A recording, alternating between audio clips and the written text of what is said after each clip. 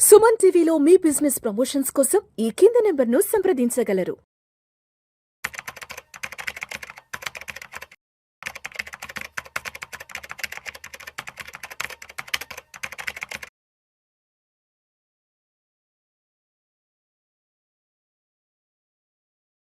నమస్తే, నేను జీవి సత్యనారాయణ. ఈరోజు ఈ ఎపిసోడ్లో ఇప్పుడు కరెంట్ ప్రైసు తక్కువ ఉండి బుక్ వాల్యూ ఎక్కువ ఉన్నటువంటి కంపెనీలు, మార్కెట్లో ఫండమెంటల్ స్ట్రాంగ్ ఉన్నటువంటివి, లాంగ్ టర్మ్కి ఏవైతే ఉన్నాయో అవి దీంట్లో చూడాలి. ఇప్పుడు మనం స్క్రీనర్లోకి వెళ్తున్నాం. స్క్రీనర్లోకి వెళ్ళినాక ఇక్కడ వాచ్ లిస్ట్ ఉంటుంది. అయితే ఈ వాచ్ లిస్ట్ మనం ముందుగా ఏం చేయాలి అంటే సింపుల్గా కోర్ వాచ్ లిస్ట్ ఉంది ఇక్కడ ఒకటి వర్డ్ మనం ముందుగా సేవ్ చేసుకోవాలి. అయితే ఈ స్క్రీనర్లో ఏదైతే ఉందో లాగిన్ అవ్వాలి, రిజిస్ట్రేషన్ చేసుకోవాలి. పెయిడ్ అయితేనో నెంబర్ ఆఫ్ వాచ్ లిస్టులు పెట్టుకోవచ్చు. ఫ్రీ అయితే ఎన్ని ఉంటాయో ఐడియా లేదు, ఒకటో రెండో ఉంటాయి, ఎక్కువ ఉండవు. అయితే ఇప్పుడు మనం దీంట్లో ఏదైతే ఉందో రెడీగా మనం చేసి ఉంటుంది. ఇప్పుడు కరెంట్ ప్రైసు సిఎంపి అంటే current market price, book value. ఈ book value current market price ఏవైతే ఉన్నాయో అవి ఏమున్నాయి, ఎన్ని ఉన్నాయి అనేది మనం ఇక్కడ చూస్తాం అన్నమాట. ఈ కరెంట్ ప్రైసు తక్కువ ఉండాలి, బుక్ వాల్యూ ఎక్కువ ఉండాలి. అటువంటి షేర్లు ఏవైతే ఉన్నాయో అవి మనము చూడటానికి వీలవుతుంది. అవి ఇప్పుడు చూద్దాము. ఈ కరెంట్ మార్కెట్ ప్రైసు అంటే ఉదాహరణకి మీకు అంతకుముందు ఒకసారి ఎల్సిడి ఇన్వెస్ట్మెంట్ అని మనం ఒకటి చెప్పడం జరిగింది లాంగ్ బ్యాక్. ఇప్పుడు సేమ్ అదే మాదిరి ఏవైతే ఉన్నాయో అటువంటిది. అంటే ఏంది, ప్రైస్కి బుక్ వాల్యూకి చాలా డిఫరెన్స్ ఉన్నటువంటి షేర్లు తీసుకోవాలి మనం. ఉదాహరణకి ఇప్పుడు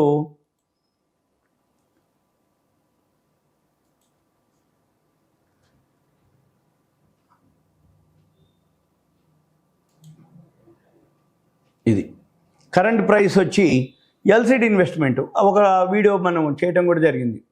3 రూపాయలది 2 లక్షలు అయింది, ఇన్ని రెట్లు ఇంత వచ్చింది అని. ఉదాహరణకి ఇప్పుడు కూడా ఈ ఎల్సిడి ఇన్వెస్ట్మెంట్ బుక్ వాల్యూ 6,85,000 ఉంది. మార్కెట్ బాగా పెరిగినప్పుడు అది 2 లక్షల పై వరకు పోయింది. ఈరోజు 1,42,000 ఉంది మనం వీడియో చేసే టైంకి. ఇక ఉదాహరణకి ఇప్పుడు ఎల్సిడి మీద క్లిక్ చేస్తే ఇది ఆల్ టైమ్ హై ఎంత, 3,32,000. ఇయర్లీలో ఎంత, ప్రజెంట్ 1,42,000. ఇప్పుడు ఇక్కడ జీరో చూపిస్తుంది చూడండి, హైలో ఇయర్లీలో. ఈ జీరో కాదు, అక్కడ 3 రూపాయల చిల్లర అప్పుడు మనం చూడటం జరిగింది. 3 రూపాయల చిల్లర ఒకసారి సెబీ వాళ్ళు ఒక రూల్ పాస్ చేయటం అంటే ఏదైతే దాని రియల్ వాల్యూలు ఉందో క్యాలిక్యులేట్ చేయమని, ఆ చేయగానే ఇది ఈ క్యాలిక్యులేషన్ ప్రకారంగా ఎల్సిడి ఇన్వెస్ట్మెంటు 2 లక్షల చిల్లర అని వాల్యూ డిసైడ్ చేయడం, ఏమంటే ఆ ప్రైస్కి మార్కెట్లో ట్రేడ్ అవ్వటం, అప్పుడే 3,32,000 దాకా వెళ్ళటం, మళ్ళీ ఇప్పుడు 1,42,000 వరకు ఉండటం. ఏది ఈ షేరు.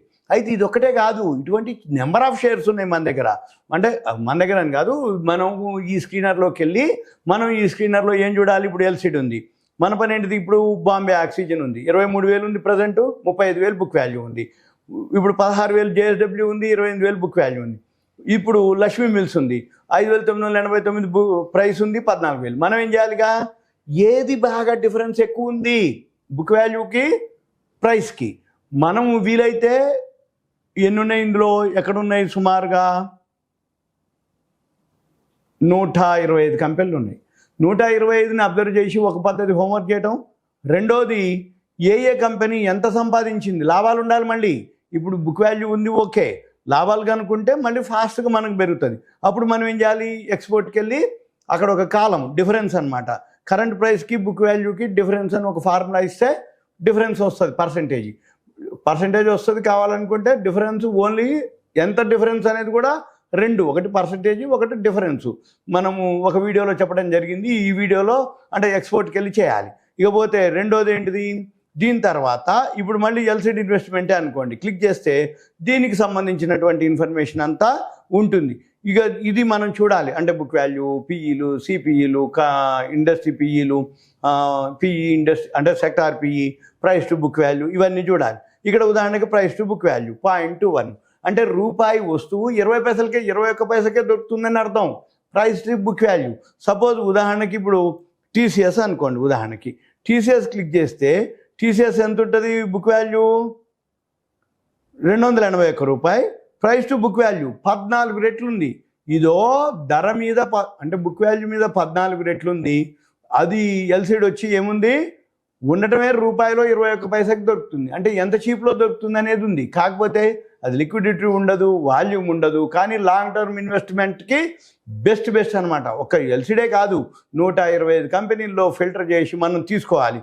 ఇకపోతే ఇంకో పద్ధతి ఏంటిది, ఇక్కడ ఏవైతే ఉన్నాయో ఈ ఎల్సిడే అనుకోండి, ఉదాహరణ దీన్ని క్లిక్ చేసిన తర్వాత ఇది క్వార్టర్స్ రిజల్ట్స్ వచ్చిందా లేదా, డిసెంబర్ వచ్చింది, ఇది -6.89 ఉంది. పోయిన సంవత్సరం 46 కోట్లు వచ్చింది. ఇప్పుడు ఈ క్వార్టర్లో ఈ రిజల్ట్స్ తగ్గింది కాబట్టి ఇది 1,45,000లో ట్రేడ్ అవుతుంది ఎల్సిడి ఇన్వెస్ట్మెంట్.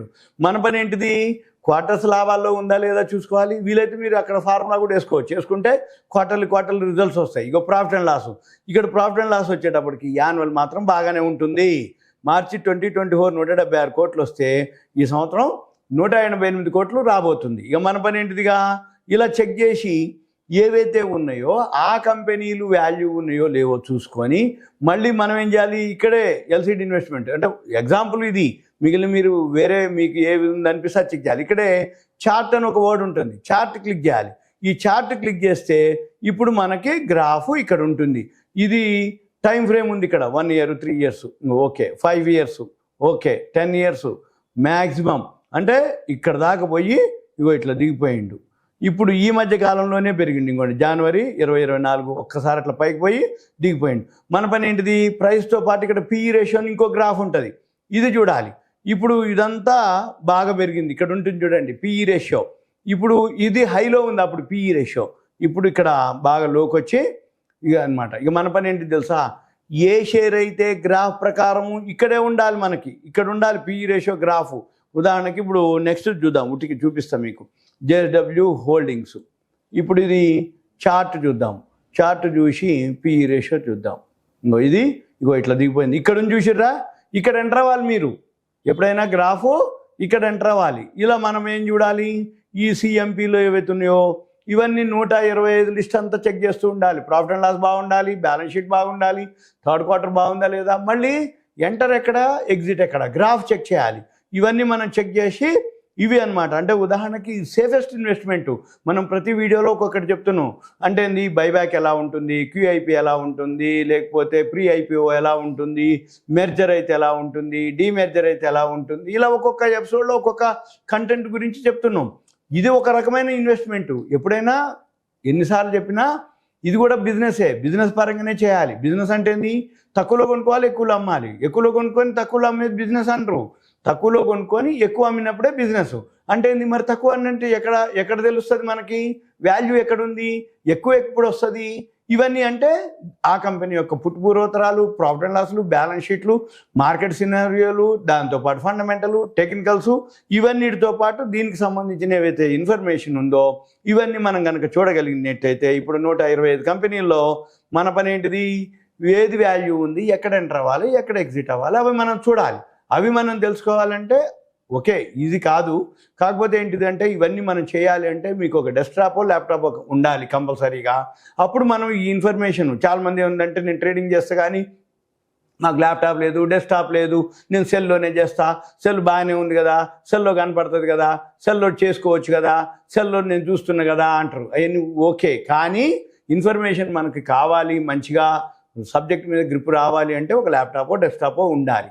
ఇవన్నీ మీకు awareness, education, information, knowledge purpose మాత్రమే. మీ దగ్గర వస్తున్నాయి మా దగ్గర రావట్లేదు అని అంటే ఇవే సెట్టింగ్స్ ఉంటాయి. మళ్ళీ వీటితో పాటు మీ దాంట్లో యాడ్స్ కంటిన్యూ వస్తుంటాయి. ఇవన్నీ మనం డిజేబుల్ చేయాలి. అప్పుడు మన దాంట్లో కూడా మీ దాంట్లో కూడా వస్తాయి. మళ్ళీ వీటితో పాటు మనం దాంట్లో కొన్ని ఏవైతే ఉన్నాయో కొన్ని పెయిడ్కి వెళ్ళాలి.